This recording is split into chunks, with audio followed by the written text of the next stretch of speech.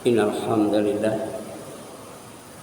nahmaduhu wa nasta'inuhu wa nastaghfiruh wa na'udzu billahi min syururi anfusina wa sayyiati a'malina may yahdihillahu fala mudilla lahu wa may yudlil fala hadiya lahu wa asyhadu an la ilaha illallah wahdahu la syarika lahu wa asyhadu anna Muhammadan abduhu wa rasuluh. Amma ba'd, faqala Allah ta'ala fi kitabihil karim. A'udzu billahi minasyaitonir rajim. Ya ayyuhalladzina amanu taqullaha haqqa tuqatih wa la tamutunna illa wa antum muslimun. Faqala Rasulullah sallallahu alaihi wasallam ittaqillah haitsu ma kunta wa atbi'is sayyi'atal hasanata tamhuha wa khaliqin nas bi khuluqin hasan. Ikhwataiman, ikhwan dan akhwatillah jamaah salat maghrib, silaturahim dan thalabul ilmi Masjid Ihya'us Sunnah yang dirahmati dan dimuliakan oleh Allah Subhanahu wa taala. Alhamdulillah, dengan hidayahnya, dengan taufiknya, dan dengan inayahnya, Allah masih melangkahkan kaki kita dan melapangkan hati kita menuju majelis yang terbaik, yaitu Masjid Ihya'us Sunnah, salah satu rumah Allah yang wajib kita makmurkan dengan zikrullah, dengan mengaji dan mengkaji ilmu, melantunkan kalam-kalam yang terbaik, yaitu subhanallah walhamdulillah wa la ilaha illallah wallahu akbar wa la haula wa la quwwata illa billah masya Allah dan lain sebagainya. Demikian pula dengan sholat berjamaah. Salat berjamaah, salat sendiri termasuk zikrullah. Aqimis sholata li zikri. Dirikan oleh kamu salat untuk mengingat aku. Demikian pula dengan ilmu. Fas'alu ahla dzikri in kuntum la ta'lamun. Kalau kamu tidak tahu, tanyakan kepada ahli zikir, yaitu ahli ilmu, ulama. Berbicara tentang hati yang dilapangkan. Hati dalam Islam sejatinya pertama adalah tempat ketakwaan. Kata Rasul, at-taqwa hahuna. Yang kedua, hati itu tempat hidayah. Wa may yu'min billah yahdi qalbahu. Siapa yang beriman kepada Allah, maka hidayah Allah masukkan ke dalam hati. Hati juga tempat cahaya. Kita selalu berdoa, Allahumma nawwir qulubana binuri hidayatik kama nawartal ardha binuri syamsika abadan abada birahmatika ya arhamar rahimin. Maka tema kajian pada malam ini adalah hati yang dihitamkan. Hati yang dihitamkan adalah hati orang yang melakukan dosa dan maksiat terus-menerus. Hati orang yang melakukan dosa dan maksiat berulang-ulang. Dan ini disabdakan oleh Rasulullah sallallahu alaihi wasallam. Innal mu'min, sesungguhnya orang yang beriman. Artinya orang yang beriman itu adalah orang yang putih hatinya. Tapi kemudian idza adzanaba, apabila orang yang beriman itu berbuat dosa, kanat nuqtah sauda, maka di hatinya ada titik hitam. Kanat nuqtah sauda fil qalbihi. Jadi kata Rasul, kalau seorang mukmin itu berbuat dosa, maka satu titik hitam di dalam hatinya. Fa in taba wa naza'a wastakbara,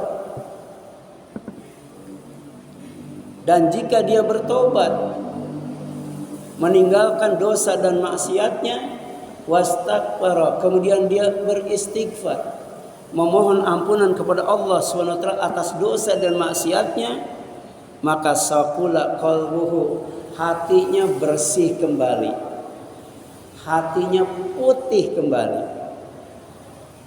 Fa in zada, tapi kalau orang yang beriman itu menambah dosanya, berbuat dosa terus-menerus tanpa taubat, maka zada, titik hitamnya bertambah dan bertambah. Ini hadis riwayat Ibnu Majah dari sahabat yang mulia yang bernama Abu Hurairah radhiyallahu anhu. Kemudian hati yang dihitamkan adalah hati orang yang di dalam Al-Quran disebut rona. Sabda Rasulullah SAW, fadzalika ron alladzi dzakarahu Allahu fi kitabih. Itulah hati orang yang terus-menerus berbuat dosa, berulang kali berbuat dosa, walaupun dia orang yang beriman, yang bernama ron. Itu disebutkan dalam surat Al-Mutaffifin ayat 14. Kalla bal rona ala qulubihim ma kanu yaksibun. Sekali-kali tidak demikian. Kalau orang berbuat dosa terus-menerus tanpa tobat, sebenarnya apa yang selalu mereka usahakan itu menutup hati mereka. Menutup hati mereka dari cahaya Allah, menutup hati mereka dari hidayah Allah, menutup hati mereka dari iman kepada Allah, menutup hati mereka dari ilmu Allah. Kemudian yang selanjutnya,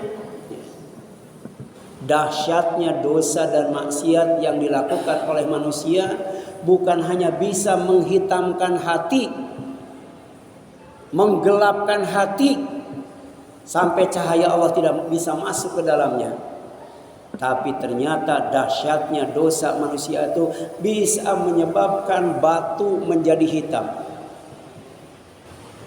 Ada batu yang berasal dari sorga, ketika turun ke bumi, yang asalnya putih, lebih putih daripada susu, karena dosa manusia lama-lama menjadi hitam legap. Batu itu disebut Hajar Aswad. Sekarang adanya di mana? Di Ka'bah. Dan ini dijelaskan oleh Rasulullah SAW, nazalal Hajarul Aswad minal jannah. Jadi Hajar Aswad itu turun dari sorga. Ya. Wa huwa asyaddu bayadan minal laban. Dan ternyata putihnya batu yang berasal dari sorga, yang sekarang bernama Hajar Aswad, itu lebih putih dari yang namanya susu. Saking putihnya itu. Ya. Fasawwadathu khotoya bani Adam. Tapi kemudian batu yang putih itu menjadi hitam, dihitamkan oleh dosa manusia. Bahkan dahsyatnya dosa manusia, dahsyatnya maksiat manusia bisa menyebabkan manusia yang asalnya panjang umurnya jadi pendek umurnya. Yang asalnya tinggi badannya jadi pendek badannya. Yang asalnya tampan badannya, rupawan badannya jadi jelek wajahnya. Ya. Jadi manusia itu dulunya umurnya panjang. Dulu tubuhnya tinggi, dulu wajahnya cakep. Tapi karena berbuat dosa, berbuat maksiat, berbuat dosa, berbuat maksiat, umurnya jadi pendek, badannya jadi pendek, wajahnya jadi jelek seperti kita sekarang. Ini dahsyatnya dosa dan maksiat. Ya. Itu disebutkan dalam Tibbun Nabawi oleh Ibnu Qayyim. Kemudian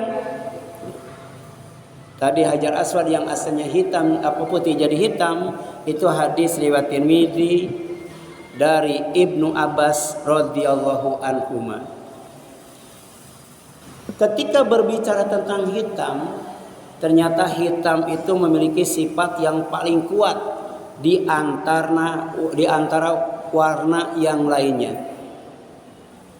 Mudah mewarnai warna yang lain, tapi susah diwarnai oleh warna yang lain.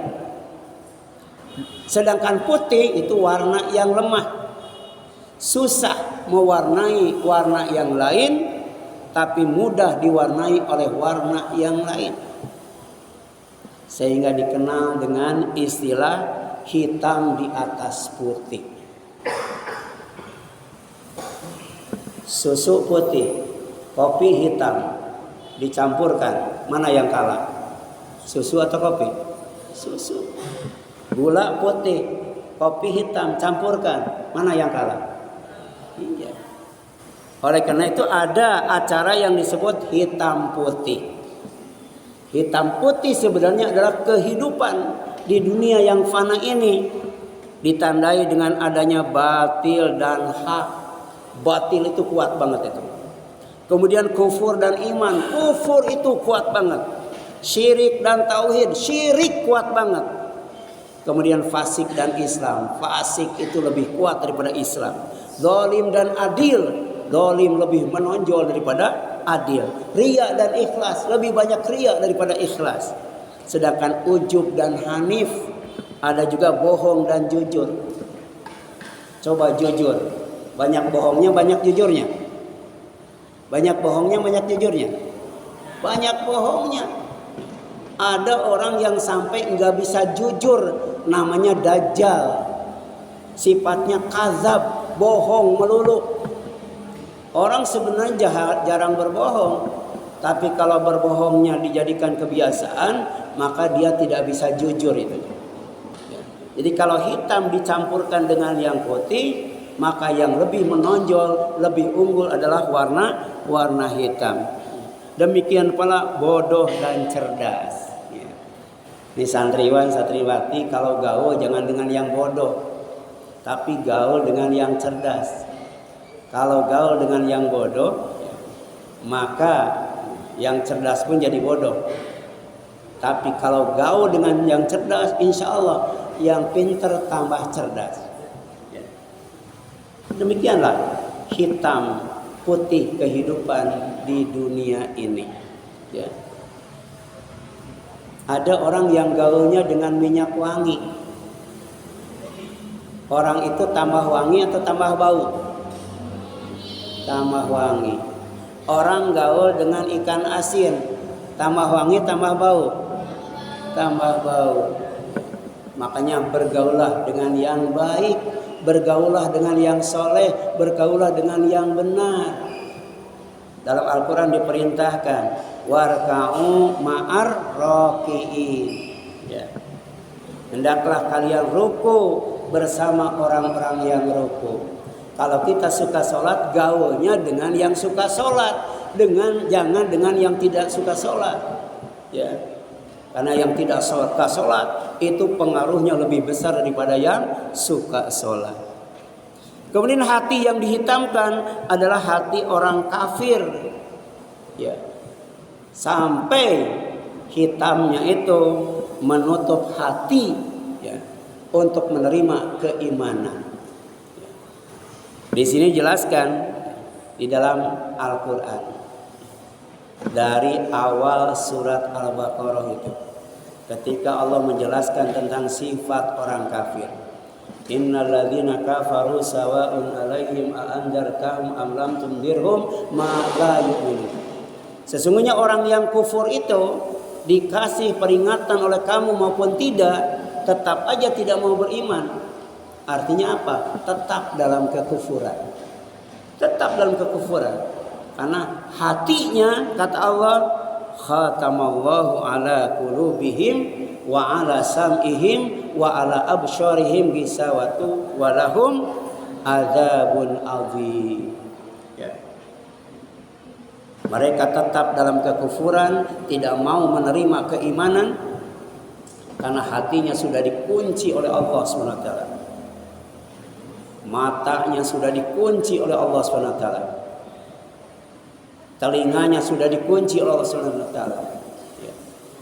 Padahal Allah ngasih 3 nikmat yang merupakan perangkat untuk menuntut ilmu. Ilmu tidak akan kita dapat kalau perangkat itu tidak digunakan secara optimal. Pertama, mata dengan penglihatannya. Kemudian telinga dengan pendengarannya. Hati dengan penyerapannya. Jadi telinga mendengar ilmu, mata melihat ilmu, hati menyerap ilmu. Tapi ada orang yang hatinya, matanya, dan telinganya ditutup dan dikunci oleh Allah SWT. Maka ilmu yang mengajarkan kebenaran tidak akan bisa diserapnya. Iman yang merupakan buah dari ilmu tidak akan bisa masuk ke dalam hatinya. Hati siapa? Hati yang dihitamkan. Hati siapa? Hati orang kafir. Ya. Makanya ketika hadir di majelis ilmu, maka telinga buka, mata buka, hati buka, supaya kita dapat ilmu. Kalau telinga ditutup, mata ditutup, hati ditutup, tidak akan dapat ilmu. Dapat apa itu? Kalau hati ditutup, mata ditutup, telinga ditutup, dapat apa itu? Dapat iler. Dapat iler, nggak bakal dapat ilmu itu. Sebab kata setan, ngaji itu bukan dengan mata, tapi dengan telinga. Tutup aja matamu. Tapi lama-lama kalau mata sudah tertutup, maka bukan hanya telinga yang tertutup, hati pun yang juga tertutup. Yang terbuka adalah mulut. Bukan dapat ilmu, tapi dapat iler. Kemudian hati yang dihitamkan adalah hati orang munafik yang dikunci dari iman.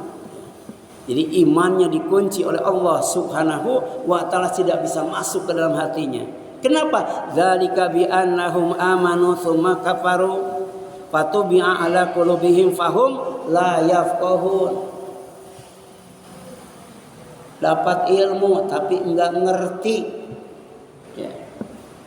Pepatah mengatakan ciri orang yang berilmu itu adalah ngomongnya.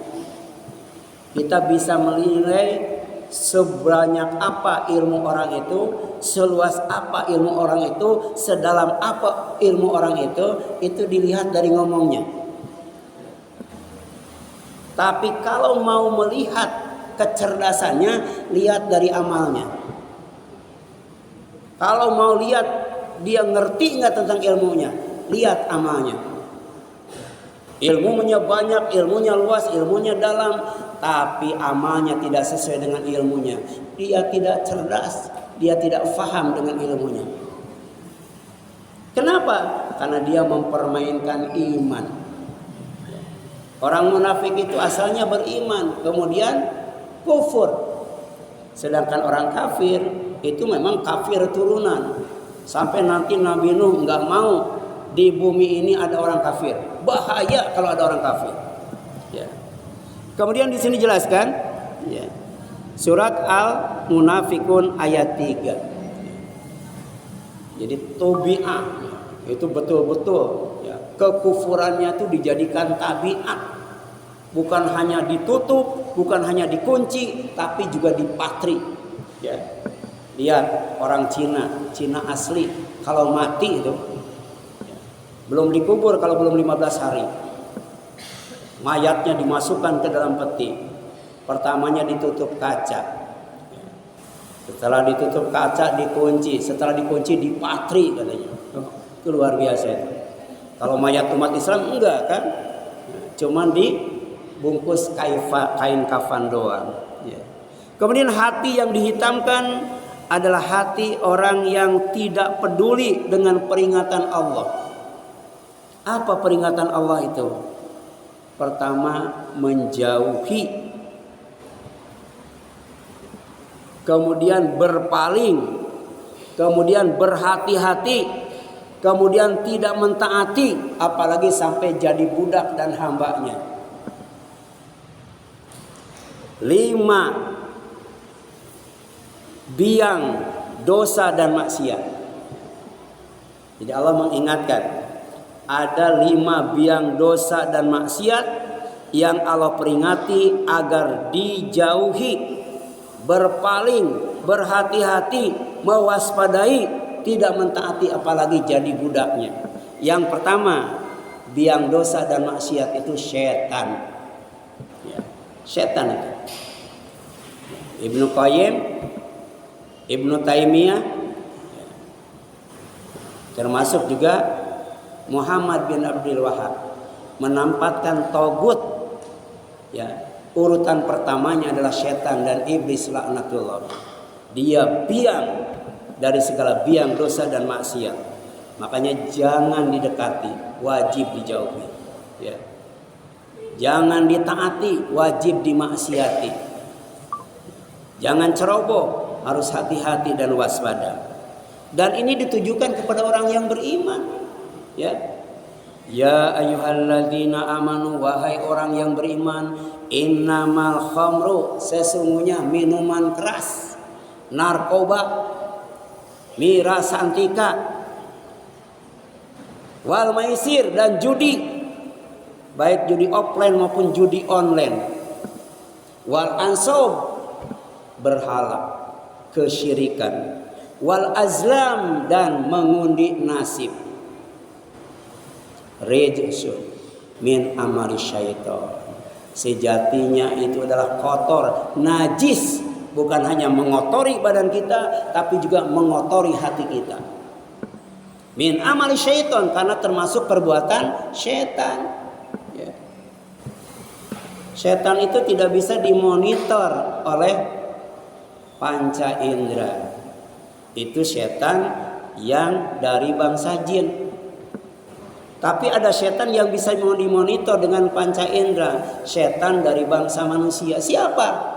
Yang melakukan perbuatan setan, yang suka minum keras, memakai narkoba, apalagi membuatnya, menjual belikannya, kemudian suka menyembah berhala, suka mengundi nasib, ya. Itu perbuatan najis dan kotor, ya.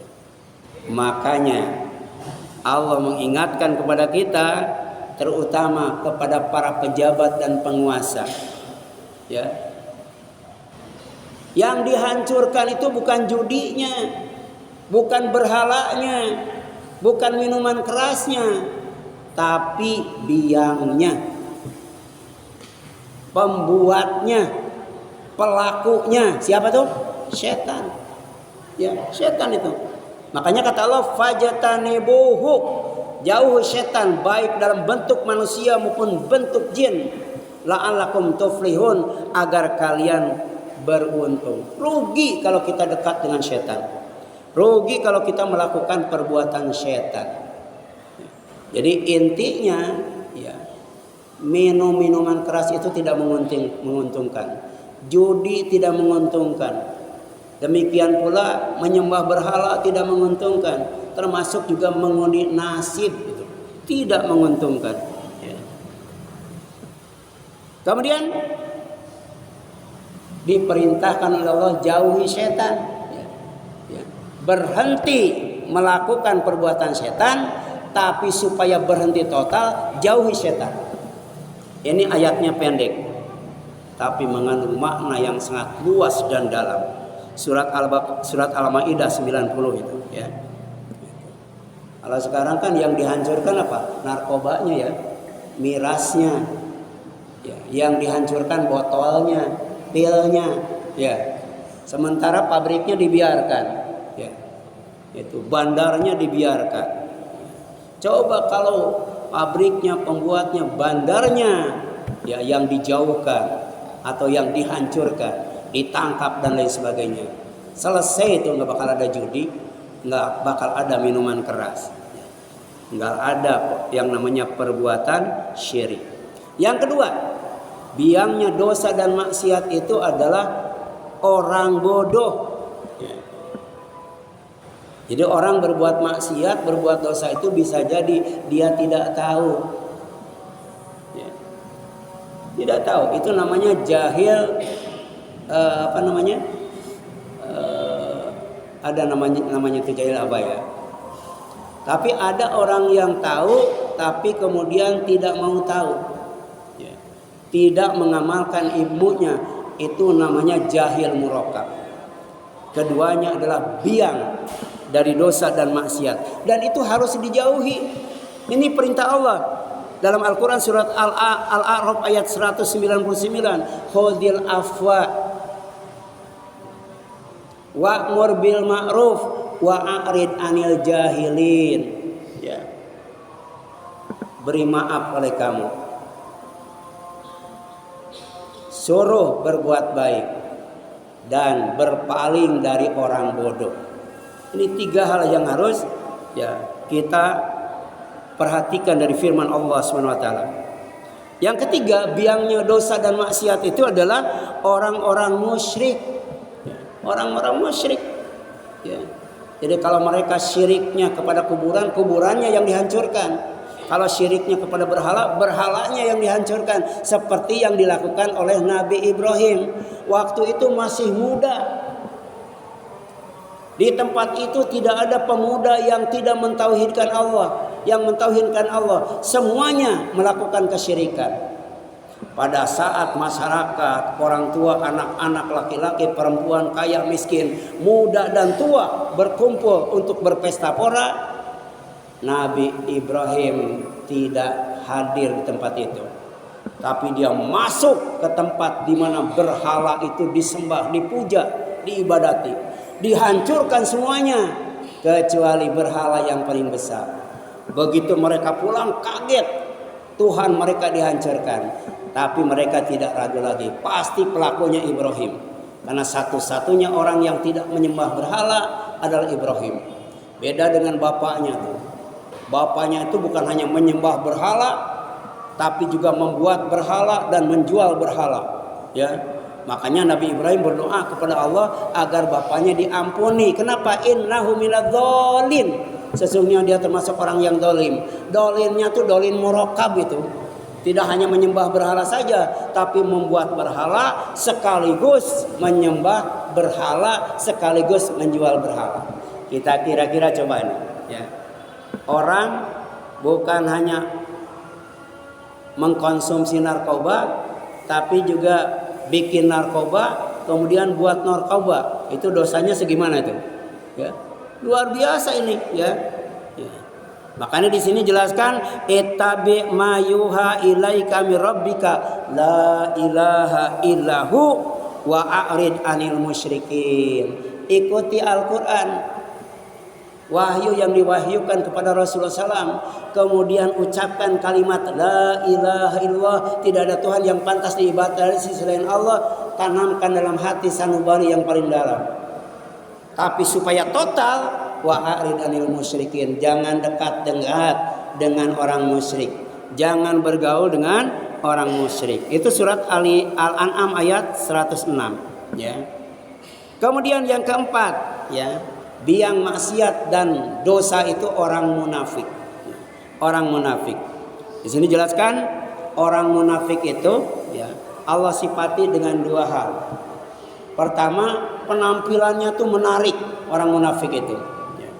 Yang kedua, ucapannya juga menarik. Wa idza ra'aitum tu'jibuka ajsamuhum. Jika kamu melihat mereka, maka penampilan fisiknya menarik banget.